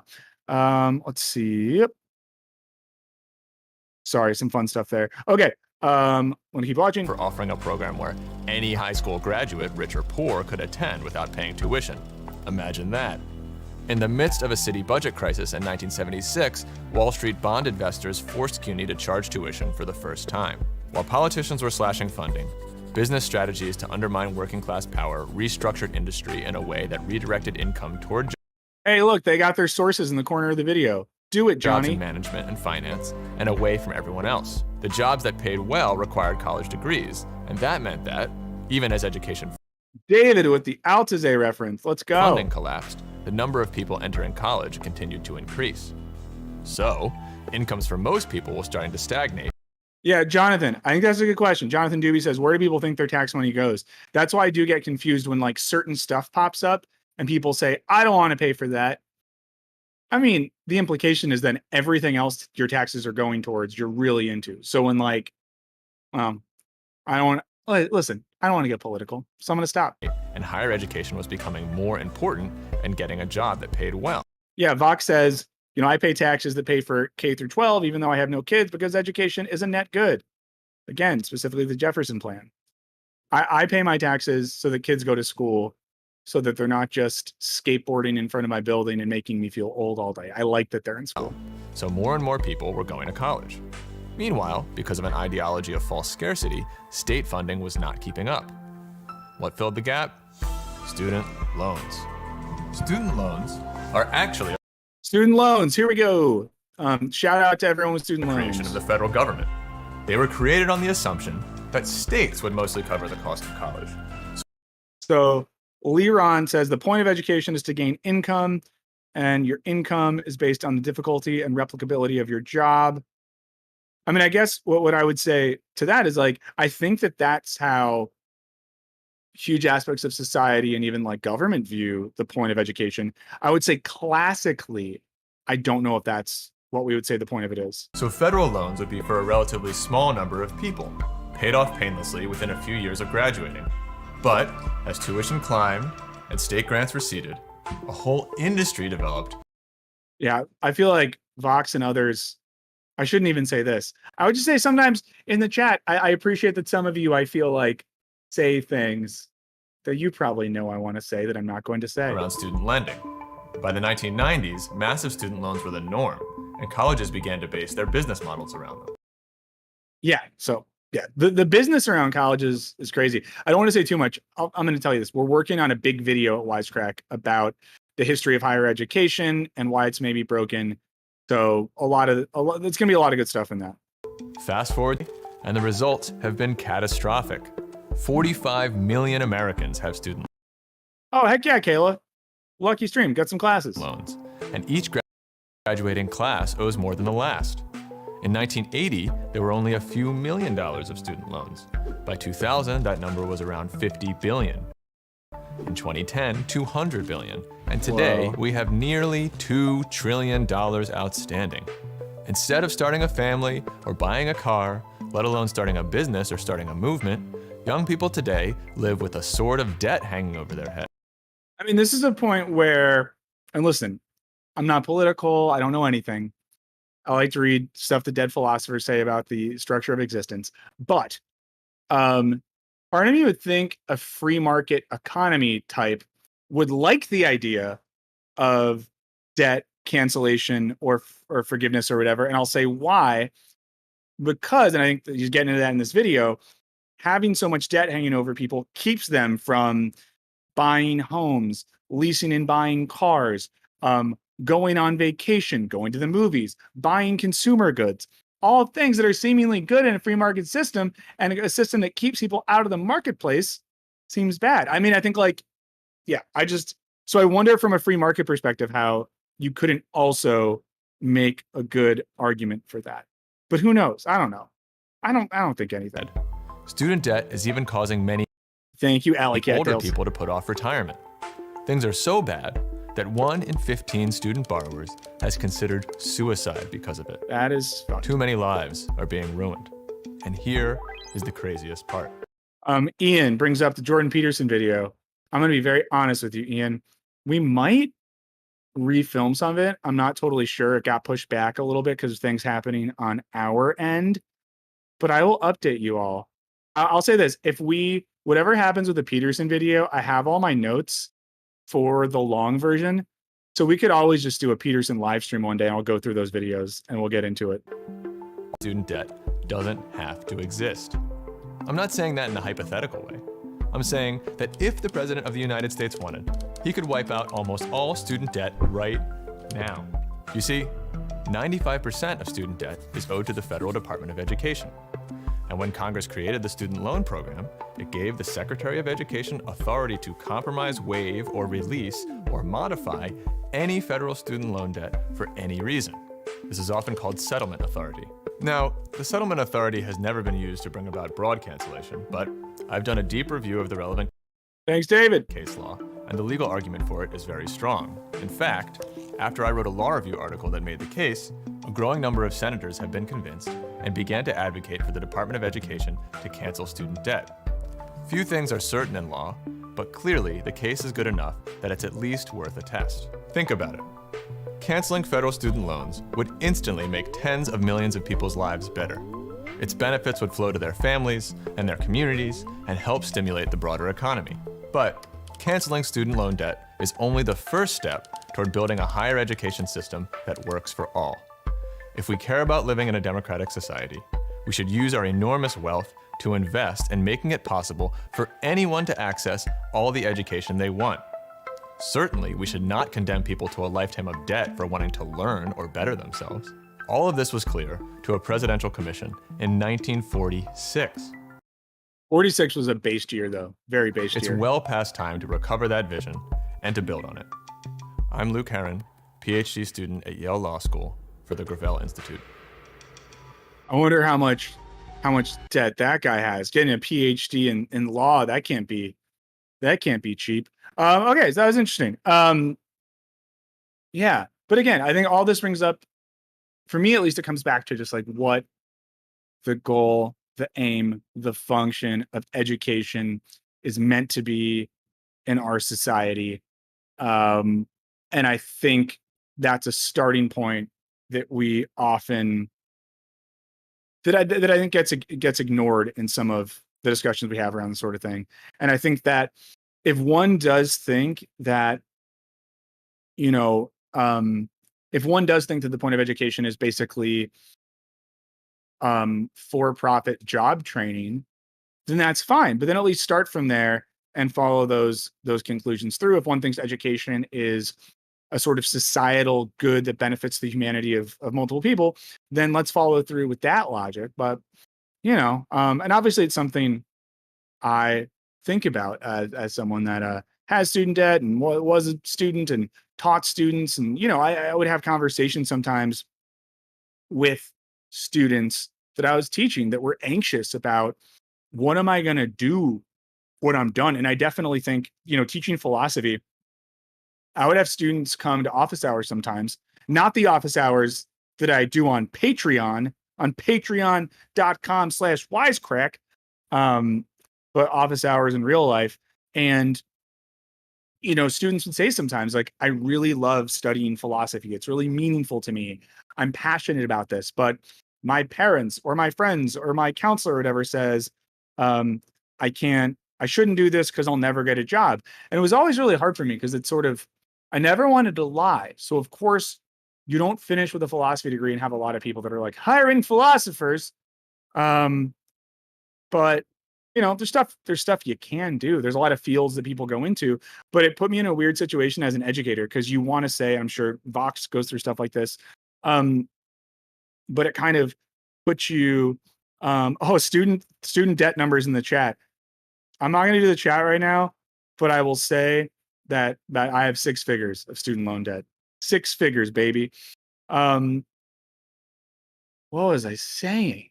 But it's a weird situation for an educator in the humanities because, like, sure, you want to tell your student, like, I'm not really doing job training, but I think this is important. And we had a thing when I was teaching at the University of the West of England in Bristol. Great philosophy department. My colleagues absolutely ruled there. They did a thing where we had a class on Immanuel Kant, and they made us add a section to that course where we taught students how to write resumes for jobs, and we had to incorporate it into the reading of Kant's Third Critique, and it felt really ridiculous to... Am I the only one that shouted out my student debt? I thought we were all doing it. But, it was weird to be at a university where they were just like, if you want to keep teaching philosophy, you have to have a resume section of your course. And then they did a thing in the UK where they evaluate programs on the basis of employability. Well, here's what that means. Vox, you're crazy for that one.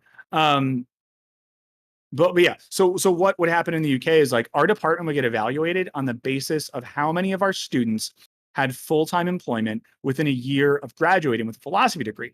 Now, full-time employment only counted if it was in a quote-unquote career job.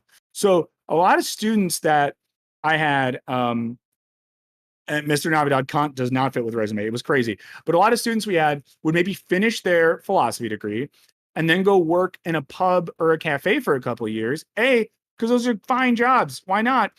But they wanted to, like, hang out and live life for a little bit and, figure stuff out before their next move. But because they weren't in, like, a corporate job, it was reflected on our stats at the university level that our students were unemployed, and then funding got taken away from us. So there you go. Wild Sema, starting nursing school soon, already have a ton of student debt, made a GoFundMe. Yeah.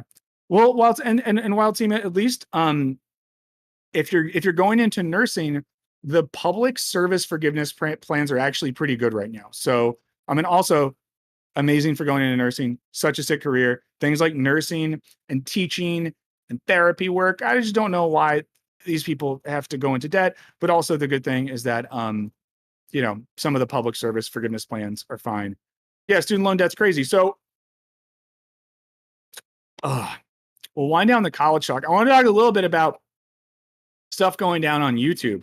We're on YouTube, so maybe we should talk about YouTube, because we're here.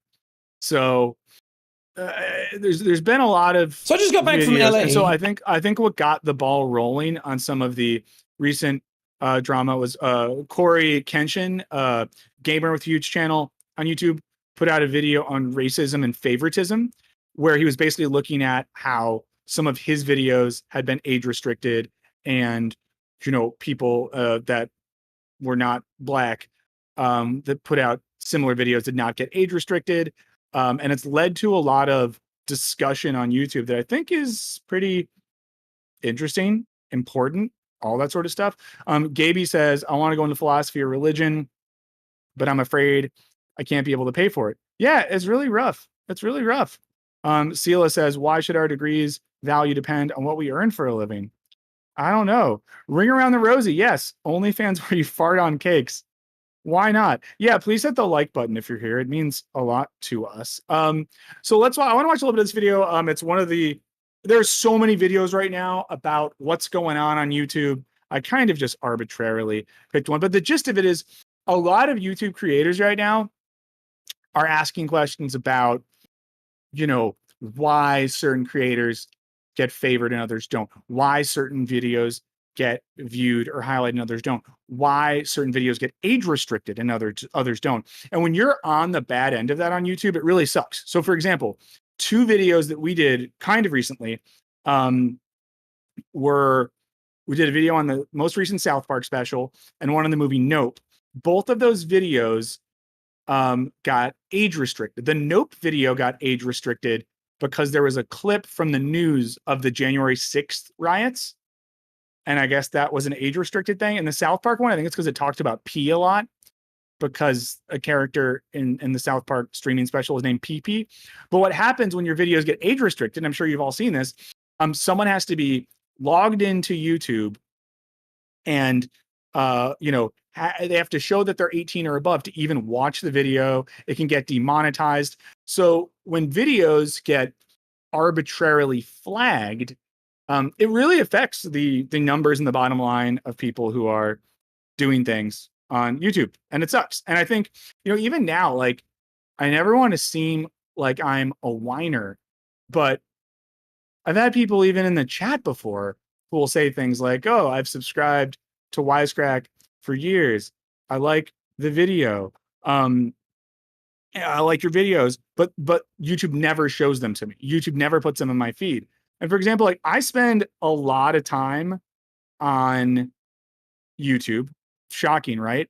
And I subscribe to Wisecrack, and I watch Wisecrack videos a lot because, like, I'll watch videos when they're done. I'll sometimes look at comments. I never get served Wisecrack videos in my feed. It's very weird. Bingo Bear said, did the boys get age restricted? You literally showed heads getting blown up. No, we didn't get age restricted for that. So it's crazy.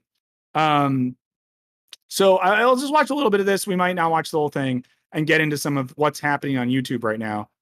From LA, and right before I left, on my way to the airport, the main man, Corey Kenshin, dropped an absolute banger of a video.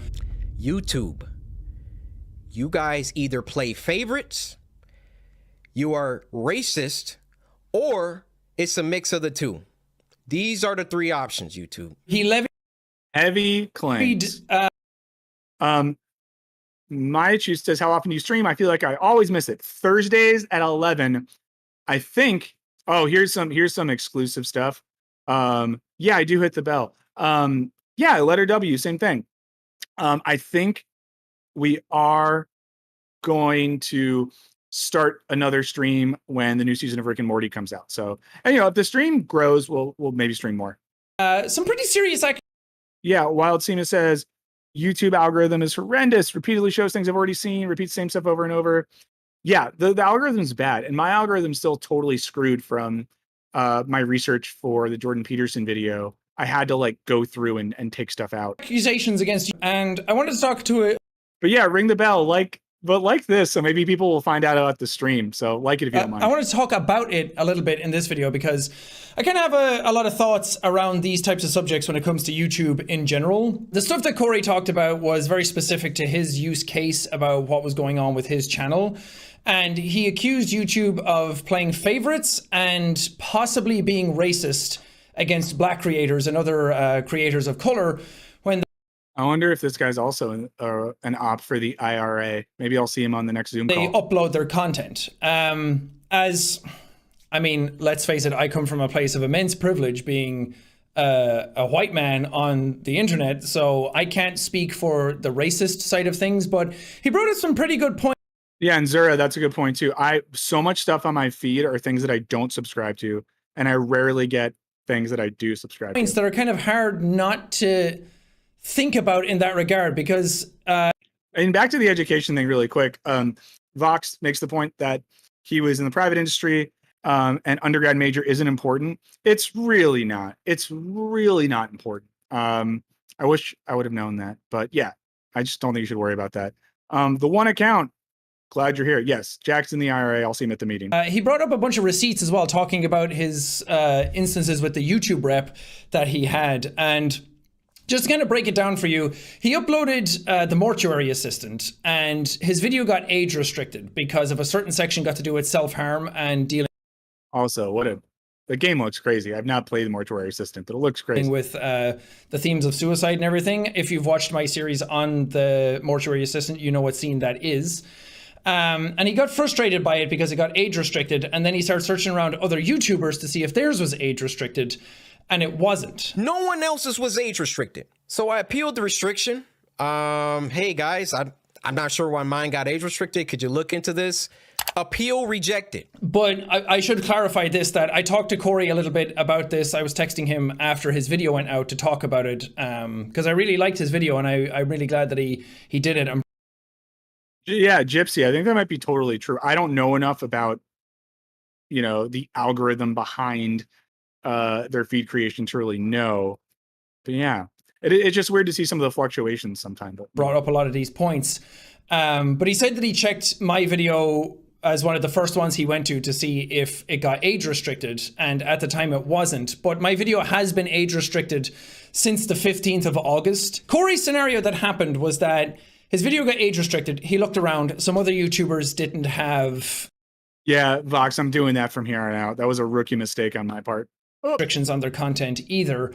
And he went to some other channels like Markiplier's to see if theirs got restricted as well, because like a big creator who's seen very favorably in YouTube's eyes, and had like a very popular video about mortuary assistant as well, wasn't age restricted. So he felt a bit targeted as a result of that, which...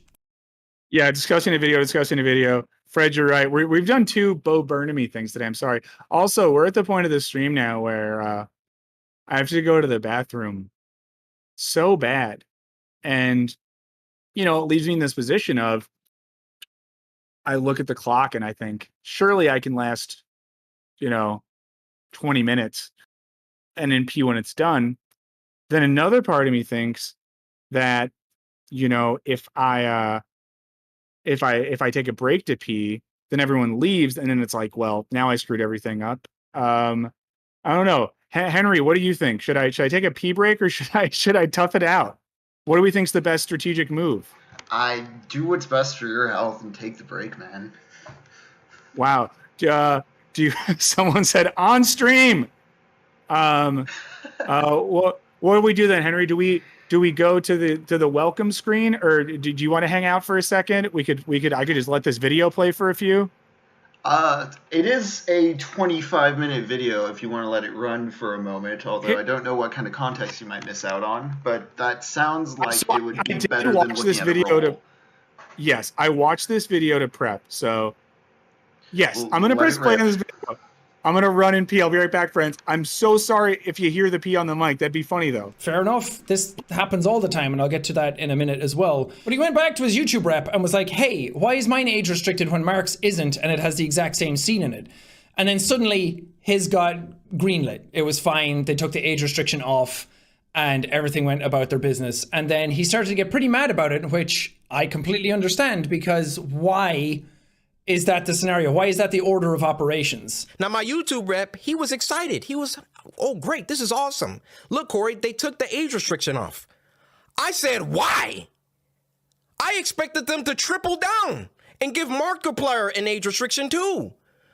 But they looked at Mark's video and they used that to verify my innocence. And then sent a pretty scathing email to his YouTube rep, which, fair play to you, I'm very proud of you, Corey, for doing that, because it takes a lot to stand up to these types of things that are happening whenever they do happen, because it's a big system, and a lot of times we're left to feel very dumb in regards to what's going on at YouTube, like we just don't understand the system. And then this happens and you're like, why? What the hell is going on? Why did it suddenly get greenlit when it only was because I mentioned it? And then they turned around and age restricted him again and age restricted Mark's video. And what do you know? They re-age restricted the video. They age restricted the video. I say, no way did they do that. I go to Markiplier's video now, and now his video is age restricted. They got caught with their pants down. And I don't know if that's when mine got age restricted as well. I think Corey actually uploaded his after mine, so maybe not. But at the same time, it highlights a huge problem on the platform, and I want to talk a little bit about that. What a disaster. Hopefully you didn't say anything crazy when I was gone. Here's the deal. That wasn't, the pee wasn't as long as it seemed, and I'll tell you why. I went into my bathroom. This becomes personal stream now, guys. Oh, stream. Because stream is like pee. I went to my bathroom and there was fucking these like termites everywhere. I don't know exactly where they came from. They weren't here earlier. My pee gypsy was interrupted because I saw these fucking termites. And they were everywhere in the bathroom. And part of me thinks, like, is it a heat wave thing? Is it because it's so hot that's like pushing the termites there? Did the YouTube algorithm want to mess with me? So now when we finish the stream, I'm going to have to figure out what to do with like termites, or maybe they were baby gnats. I should have grabbed one and brought them on stream. The pea tails. Wow. But yeah. And now, yeah, it's very hot, but I don't know. Does anyone know anything about bugs? Bingo, I did not exterminate them with my pee. Ooh, SZ said, are they termites or ants with wings? I don't know. They look like they could be either. They don't look good. I've seen them before. It always happens in the summer here. And every year we think, oh no, what if our entire apartment building is infested by termites? But then they tend to go away. They weren't silverfish. But yeah, so I'm a little shook by that. I'm gonna text my landlord, and I think I'll tell her. I think I'm gonna tell her. I'm just gonna live text my landlord. I know I would have peed on them, but yeah, so I guess I'm gonna go. Yeah. SC says ants ready to expand a new colony, get wings. Take a picture and use Google. Where were they localized? They were in the bathroom. And they were like in the sink. You know what I mean? They were like in the sink. So then I'm wondering, are they coming up through the pipes, which is disgusting? Or I guess up through the drain? Because they were in the tub in the sink. You didn't come here for this. You didn't come to the stream to watch me talk about bugs. And yet that's what I'm doing. Yeah, I guess I'll send a picture to the landlord. But yeah, they were in the sink and they were in the tub. So I started running the water thinking I'll flush them out at least. Wow, if it's termites, you'll have structural issues. That's always good to think about. Want to get kicked out of my rent-controlled apartment and have no place to live. Wow. So yeah, sorry that got intense. Sorry that I got distracted. Maybe they're gnats. Maybe they're gnats. I don't think they were small gerbils. Ants in the pipes would be bad. Searching for snacks. I wonder if there's anything that kills them. Just gonna find some like bleach spray and spray it because no one likes bleach. Like no one feeds off bleach off that. Justin Boyd says maybe you're just withdrawing from booze. That still happens. Yeah. Life is annoying. Life is annoying like that. I'll tell you what I'm texting my landlord. I'm saying I won't tell you her name. I'm saying just a heads up. Just found a good amount of what look like termites or maybe some type of fly ? With wings ? In the bathroom. They seemed to be mostly in the no, let's go back. There were quite a lot of them and I tried to kill as many as possible. This has happened before when it's really hot out. Look at me as a tenant. I'm too polite. Hot out. But I figured I would let you know as I've Never seen this many before. Sent. So she's probably going to send someone over later today. I mean, what's with me and bugs recently? I am currently taking antibiotics for a bacterial infection that I got from a spider bite. Now there's these bugs in my plate. I don't know. I'm sorry that the stream got derailed, friends. I'm sorry. But we're still talking loans. We're still talking YouTube. I'm very sorry for letting it get derailed, but this is real life. If you think this is not real life, this is real life. There's some comments that were a way back now that I just can't find. So I'm not, some of the comments are gonna be lost. They're gonna be lost forever. Oh, the Jigmeyer says, sounds like someone's rent's going up. I hope not. Okay, let's just start wrapping up then. You know what? I don't really have it in me to get back to this video. I will say that you should watch this and consider, going to watch Corey Kenshin's original video if you haven't seen it, because I think it brings up a lot of really good questions about how YouTube works and how it's like treating creators, right? Because YouTube is successful as a profitable business because of all of the people who make content on YouTube, right? And in one sense, YouTube pays creators some of the ad money, something that no other social media platform does, which is good. But it's hard for people when it all seems so arbitrary, Put the link in the chat. I don't have if you just type into YouTube racism and favoritism, I bet you Corey's video will come up. It has like 7 million things to it. So let's do this before we wind down. Wow, would you say you're termitized? Yes, this stream is getting terminated. It's getting terminated. Because now I'm anxious. I want to go try to go. I don't think TikTok pays people. I'll ask though. Also, look up God of Work over on The Completionist. I want you to watch that. We're going to talk about it later. Okay. As always, let's end with a What Are Ya? This is where we share stuff we're watching, we're listening to, we're reading, games we're playing, podcasts we're listening to, stuff like that. We're a day away from the weekend. In America, some of us get a long weekend. We need stuff to do, especially for those of us in the Western United States. It's really fucking hot. So What Are Ya starts right now. Put them in the chat. I'll think about what my What Are Ya's are.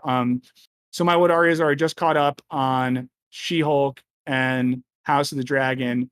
Excited to watch new Lord of the Rings when that comes out. I'm going to go to the movies this weekend probably a few times because it's going to be so hot. I think I might finally see Bodies. I don't even think it looks that good. I just want something to see. If there's any movies that are out right now that anyone thinks are good, please let me know. Let's think. I've been listening to the music of the band Goose recently, which I'm kind of embarrassed to admit, but they're really good. They have some good live shows, so I'll look them up.